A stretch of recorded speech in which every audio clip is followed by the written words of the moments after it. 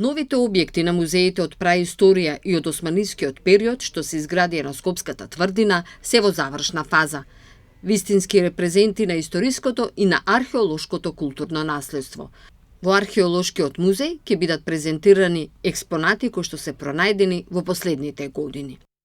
Со задоволство можам да констатирам дека и двата музеи се при крај. Овој кај што се наоѓаме во моментот, значи музеот на праисторијата е веќе завршен целосно.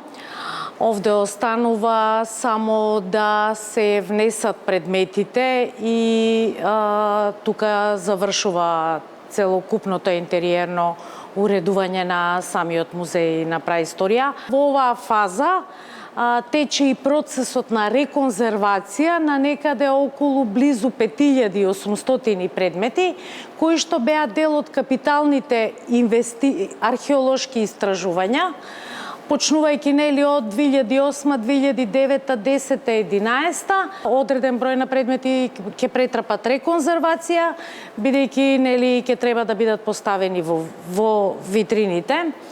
Би сакала исто така да споменам дека овој музеј каде што во моментот се наоѓаме не е цврста градба, него е објект кој што е подигнат на археолошки локалитет. Значи станува збор за неолитска куќа и како што можете да видите доле во долните слоеви веќе се гледаат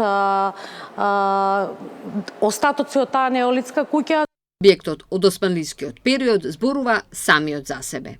Додека на музеот на османлискиот период во тек се завршните работи, во делот на машинството и електрики, очекуваме некаде за 2 седмици и тој музеј да биде завршен.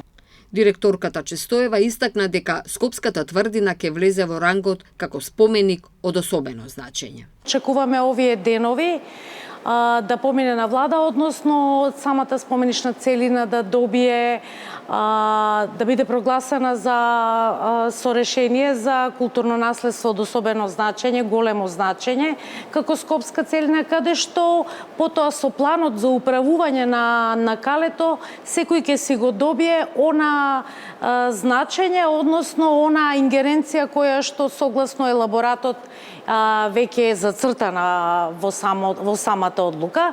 Со овие објекти, Скопската тврдина ќе стане вистинска туристичка атракција за посетителите, што ќе се вклопи во подготовките за Скопје град на културата за 2028 година.